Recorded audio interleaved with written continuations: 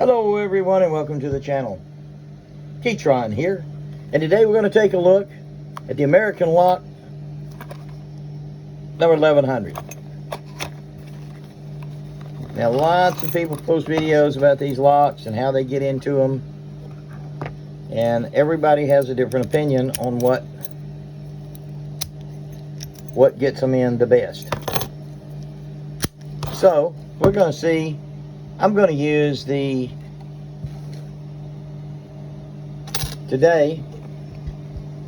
I'm going to use McNally's Reaper set, top of the keyway. And let's see, I think I'm going to start with, I'm going to use the 20 thousandths pick, start at the back,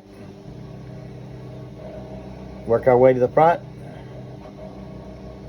And you notice I like to twist and pull. All right, looks like little, there we go. All right, now back to the back.